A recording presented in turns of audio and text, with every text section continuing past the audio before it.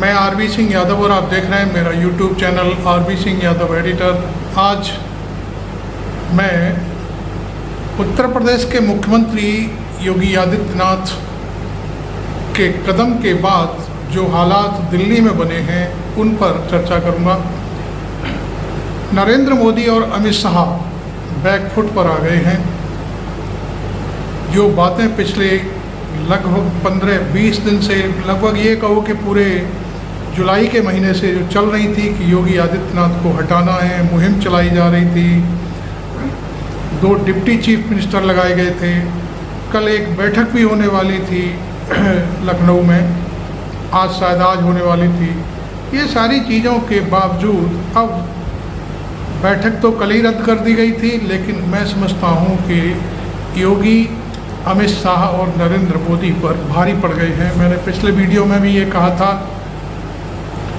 कि योगी ने जो कदम उठाया है उसको वापस लेने के लिए, उनको मना करने के लिए अमित शाह और नरेंद्र मोदी में हिम्मत नहीं है कि वो मुजफ्फरनगर की जो नेम प्लेट हैं खान पान की दुकानों पर, ठेलों पर, उससे वो मना कर सकें। क्योंकि जब से आदेश दिया गया है उसके बाद से योगी आदित्यनाथ ने एक दूसरा बयान भी दे दिया है कि किसी भी कीमत पर ये जो हमारा आदेश है वो वापस नहीं होगा।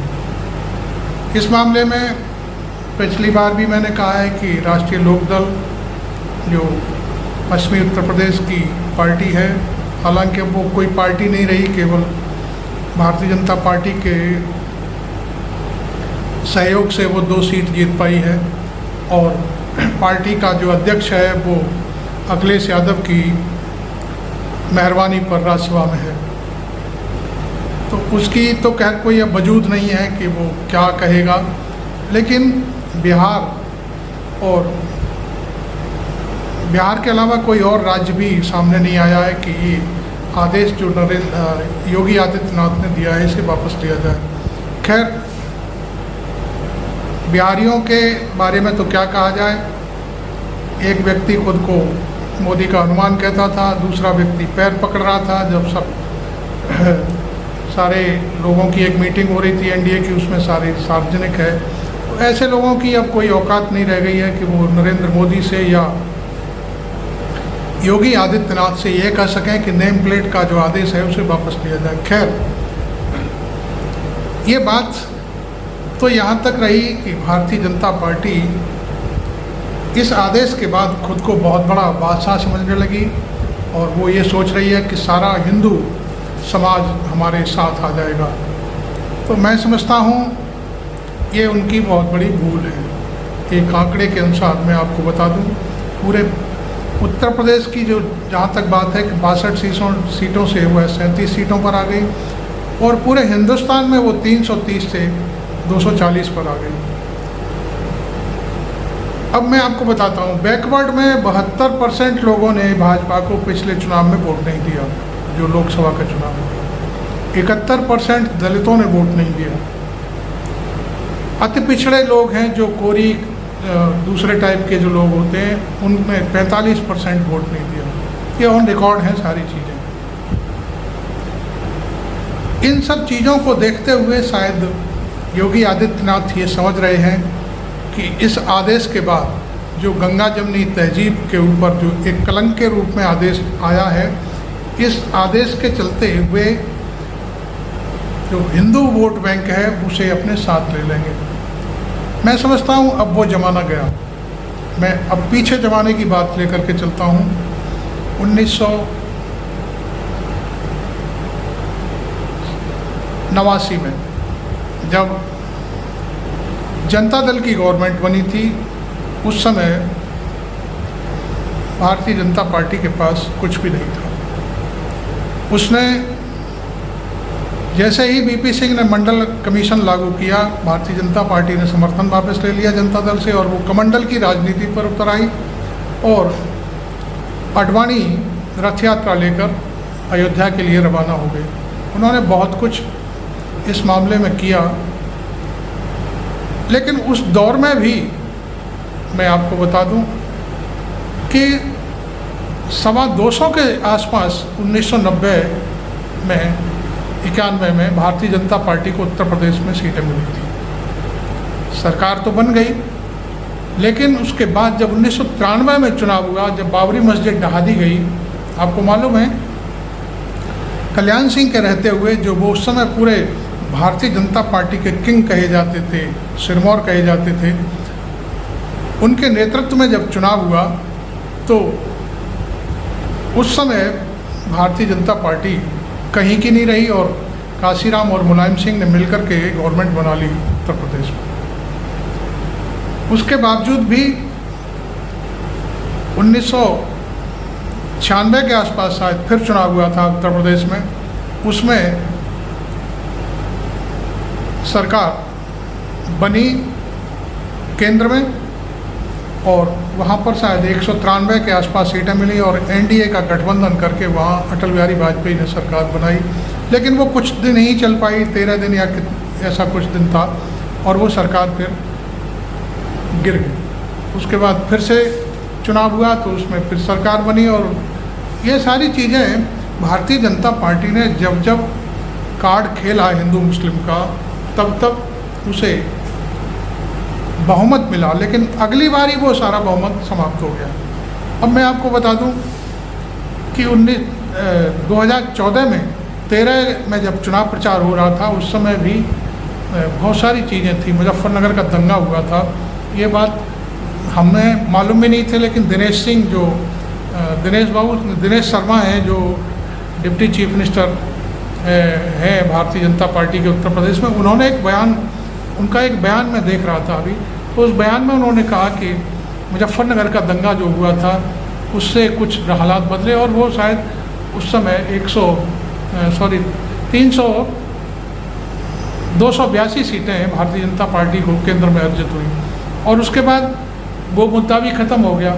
और उसके बाद 2019 में जब दोबारा चुनाव हुआ तो पुलवामा की वजह से भारतीय जनता पार्टी को 303 सीटें मिली। ये सारे कर्मकांड करने के बाद देखिए अयोध्या और हिंदू मुस्लिम अब एक तरफ हो चुका है। 2019 में जो चुनाव लड़ा गया था वो पुलवामा के ऊपर और सेना को आगे करके लड़ा गया था, इसी में उसको जीत हुई थी और वो जनता झांसे में आ गई और जनता ने पाकिस्तान और सेना के नाम पर नरेंद्र मोदी को दूसरी बार प्राइम मिनिस्टर बना दिया। लेकिन अब की बार जो फिर हिंदू मुस्लिम का कार्ड खेलने की बार बार कोशिश की गई, कपड़ों से पहचानना, आपका मंगलसूत्र ले जाएंगे, भैंस ले जाएंगे, इस तरह के जो तमाम कायदे कानून थे वो सारे हुए। दूसरी बात, हनुमान का जो चालीसा पढ़ने की बात थी कर्नाटक में, उस येद्रप्पा सर का तो पता ही नहीं चला कि वो कहाँ चले गए। तो अब मैं आपको ये कहना चाहता हूँ कि जिस तरह के जो कार्ड खेले जा रहे हैं पॉलिटिक्स में, वो एक हेडलाइन बनाने के लिए तो काफ़ी हैं, हेडलाइन खूब बनेगी और चमकते हुए चैनल और सारी बहसें होंगी, तमाम चीज़ें होंगी, लेकिन अब हिंदू मुस्लिम करके मैं समझता हूँ देश में राजनीति करना बड़ा मुश्किल काम हो गया। ये हो सकता है कि योगी आदित्यनाथ इस बात को बखूबी समझ रहे हैं, बखूबी शायद इसलिए भी नहीं समझ रहे कि उनकी राजनीति का जो समय है बहुत छोटा है, उन्हें बहुत सारी चीज़ें पीछे की ज्ञात नहीं है या उन्हें कोई समझा नहीं रहा है, क्योंकि अब वो वाला वक्त नहीं रहा है कि लोग हिंदू मुस्लिम करके वो सारी चीज़ें कर लेंगे। मैं आपको बता दूं, जो बीफ का कार्यक्रम करते हैं, जो कारोबार करते हैं, वो लोग हिंदू हैं। मैं 1-2 बार आपको पहले भी कुछ वीडियो दिखा चुका हूँ। कई चीज़ें ऐसी हैं, अंडा मीट की जो ठेले हैं वो मुसलमानों की है, वहाँ पर हिंदू लोग खूब आमलेट खाते हैं जाकर के। तब क्या हो जाता है, दारू पीते हैं तमाम लोग। ये जो भक्त हैं जिनकी आप बात कर रहे हैं, वो लाठी लेकर के किसी ज़माने में चला करते थे, और लाठियों से जो भी होर्डिंग पढ़ते थे उनको तोड़ना, ये करना, फुटपाथों पे जो रोड होती है लगी होती है उनको तोड़ना, बल्बों को तोड़ना, ये उनका आम शगल था। लेकिन कुछ दिनों से इस पर रोक लगाई गई तो वो सारी चीज़ें अब खत्म हो गई। लेकिन उसके बावजूद भी क्या जो भक्त हैं, इन भक्तों का मैं समझता हूँ ये सदियों से चला आ रहा है, कावड़ लाना ले जाना और महादेव के ऊपर जल चढ़ाना। मैंने तो सोचा नहीं कभी, इस तरह की कोई घटना भी नहीं देखी कि कावड़ की यात्रा पर किसी समय कोई दंगा फसाद हुआ हो या किसी मुसलमान ने कोई छींटा कसी करी हो। मैं तो ये भी देखता हूँ कि तमाम मुसलमान जो कावड़िए हैं उनको शरबत पिलाते हैं, निःशुल्क भोजन कराते हैं और इस तरह की तमाम लंगर चलाते हैं। तब ये सारी बातें कहाँ थी? आज अचानक से जो मुजफ्फरनगर प्रशासन ने ये हरकत की है, बहुत बड़ी है। वो हरकत अब उत्तराखंड भी पहुँच गई है और मैं समझता हूँ अब अलीगढ़ में भी आ चुका है ये सारा। अलीगढ़ का भी कुछ वीडियो आ रहे हैं। तो कुल मिलाकर के मैं समझता हूँ ये राजनीति कहीं भारतीय जनता पार्टी पर भारी न पड़ जाए। आपको मालूम है जनसंघ ने भी कभी इस तरह की कहानियाँ गढ़ा करता था। जनसंघ खत्म हो गया और अंत में फिर भारतीय जनता पार्टी बनानी पड़ी। भारतीय जनता पार्टी भी कई बार मुँह की खा चुकी है और अब तो चूँकि नरेंद्र मोदी इसके अलंबरदार हैं तो नेचुरल है वो अपने तरीके से राजनीति कर रहे हैं। और उनके साथ में जो शाह साहब हैं, जो होम मिनिस्टर हैं, उनका एक ही मकसद है कि प्रधानमंत्री के रिटायरमेंट के बाद या नरेंद्र मोदी के प्रधानमंत्री पद के बाद अब कौन होगा अगला दावेदार पीएम पद का। चूँकि अमित शाह की उम्र भी बहुत कम है, कोई ज़्यादा बड़े नहीं है, इसलिए वो अगला पीएम के रूप में खुद को प्रायोजित करके इधर से उधर से प्रोजेक्ट करना चाह रहे हैं। अब बात आती है कि अमित शाह इस मामले में जीतेंगे कि योगी जीतेंगे। चूँकि योगी की कई बारी मांग उठ चुकी है, मोदी के बाद योगी, इस तरह का स्लोगन चला था, कई बारी नारे वारे लगे हैं। तो ये खतरा अमित शाह को हो गया था कि योगी यदि मेरे आगे निकल गए तो फिर मेरा नंबर कट जाएगा। तो ये सारी कहानियाँ हैं। अभी कुछ दिनों से आपको मालूम है कि 2024 का जो लोकसभा संपन्न हुआ है उसमें जो सीटें कम हुई हैं भारतीय जनता पार्टी की, उसका ठीकरा किस पर फोड़ा जाए इसकी पूरी तैयारी। और यहाँ तक कि जो मौर्य हैं उन्होंने तो स्पष्ट कह दिया था 4 तारीख की बैठक में कि सत्ता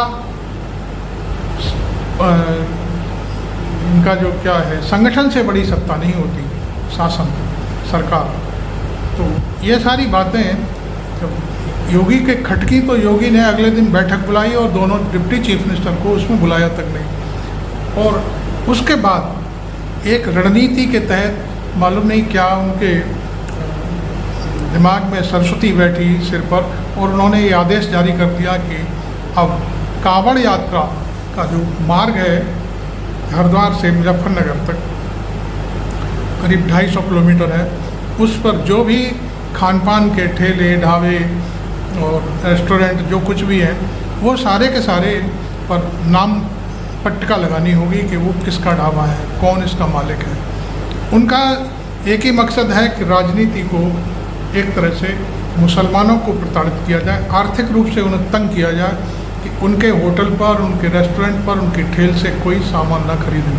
क्योंकि कावड़ तो आमतौर पर हिंदू लोग लाते हैं, हिंदू युवक लाते हैं। उनके दिमाग में ये बात फिट कर दी जाए कि मुसलमानों की दुकानों से, उनके प्रतिष्ठानों से जब हम खाना खरीदेंगे तो हमारा धर्म भ्रष्ट हो जाएगा। ये एक उनकी चाल समझो इसको, और उस चाल को सफलतापूर्वक प्रोजेक्ट करने की कोशिश की जा रही है। लेकिन मैं समझता हूँ पश्चिमी उत्तर प्रदेश के जाने माने नेता और भूतपूर्व प्रधानमंत्री चौधरी चरण सिंह ने कभी इस चीज़ को अपनी राजनीति में कभी हावी नहीं होने दिया और हमेशा उन्होंने हिंदू, मुस्लिम, सिख, ईसाई हम सब हैं भाई भाई इसका नारा देते हुए किसान के रूप में, चूँकि मुसलमान किसान भी बहुत हैं, ऐसा नहीं है, 50% से ज़्यादा खेती मुसलमानों पर है, तो चौधरी चरण सिंह उनके हक़ में हमेशा आवाज़ उठाते थे और उनका वोट प्राप्त करते थे।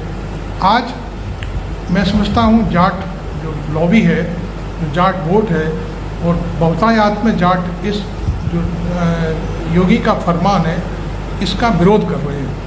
और मैं समझता हूँ कि ये जो योगी ने फरमान जारी किया है ये कहीं उल्टा न पड़ जाए।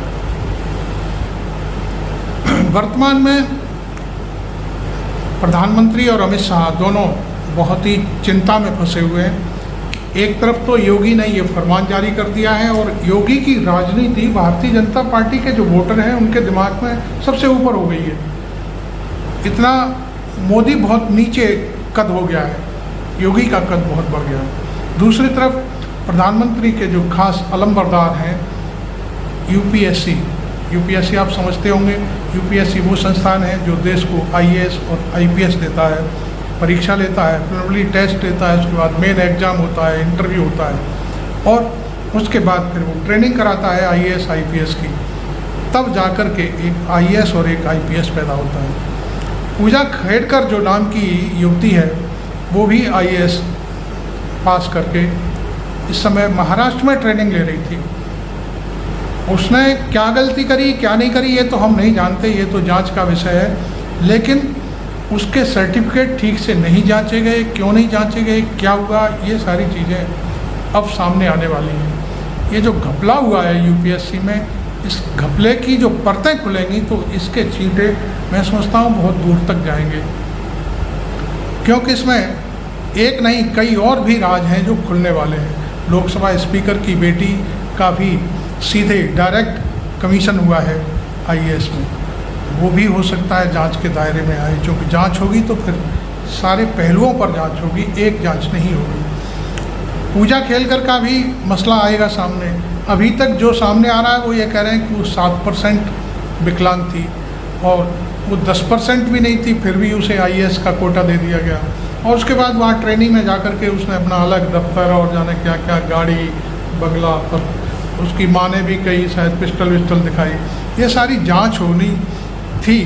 उससे पहले ही आज सवेरे मैंने देखा कि जो सोनी साहब हैं यूपीएससी के चेयरमैन, शायद मुकेश सैनी नाम है उनका, मनोज सैनी सॉरी, उन्होंने अपने पद से इस्तीफा दे दिया है। नरेंद्र मोदी के खासम खास हैं, गुजरात कैडर से ला करके यहाँ पर उनको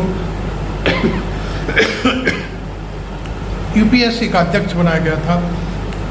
आपको बता दूं कि भारतीय जनता पार्टी के वो खासम खास हैं और आरएसएस की मेहरबानी से सबसे पहले जो कोई एक यूनिवर्सिटी थी वहाँ पर उसमें उनको कुलपति या कुलपति होता है उसके पद पर तैनात किया था। वो सबसे कम उम्र में उनको कुलपति बनाया गया था और मैं समझता हूँ शायद सबसे जो जूनियर थे उनको कुलपति का पद दिया गया था। वो असिस्टेंट प्रोफेसर के रूप में कहीं शायद भर्ती हुए थे, आईएएस नहीं थे।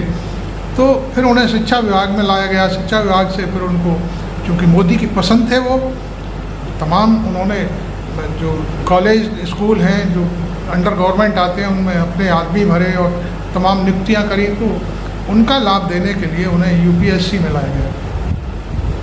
यूपीएससी में उन्हें 6 वर्ष के कार्यकाल के लिए नियुक्त किया गया, लेकिन उन्होंने 5 वर्ष भी पूरे नहीं हुए उससे पहले ही आज इस्तीफा दे दिया। शायद मनोज सोनी को ये डर लग रहा है कि इस मामले की पूजा खेड़कर की जब जांच होगी तो बहुत सारे राज खुलेंगे। क्योंकि पूजा ने आज भी एक बयान दिया है किसी टीवी चैनल को, ये कहा है कि लौट कर आऊँगी, बड़े दमदारी के साथ कहा है, और फिर ट्रेनिंग करूँगी महाराष्ट्र में, कोई रोक नहीं सकता। तो ये एक महिला जो युवा आईएएस है उसका इतना कड़क बात करना और कड़कता से उसको संदेश देना मीडिया के माध्यम से, ये बहुत बड़ी बात है। तो अब पता नहीं क्या होने वाला है ये तो हम नहीं जानते, लेकिन डर बहुत ज़्यादा है। इधर राहुल गांधी, प्रियंका गांधी सभी सक्रिय हैं। अखिलेश यादव, उनका कहना है कि ये जो नेम प्लेट का मसला है इसको तत्काल वापस लिया जाए।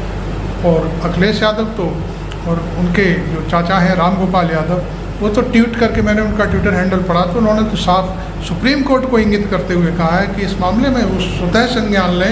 इस तरह का जो मसला है नेम प्लेट लगाने का, ये मानवाधिकार का उल्लंघन है। तो आपको ये मेरा वीडियो कैसा लगा ज़रूर बताएं। अभी तक आपने मेरा चैनल सब्सक्राइब नहीं किया है तो प्लीज़ कर लें। मेरा निवेदन है कि आप मेरे चैनल को सब्सक्राइब करेंगे ज़्यादा से ज़्यादा तो मुझे बहुत खुशी होगी, और मैं ये समझूंगा कि आप मेरे जो वीडियो बनते हैं पत्रकारिता के लिहाज से बहुत अच्छे लगते होंगे, इसलिए आप मुझे शेयर भी कर रहे हैं और वीडियो को लाइक भी करना ना भूलें। मैं आरबी सिंह यादव।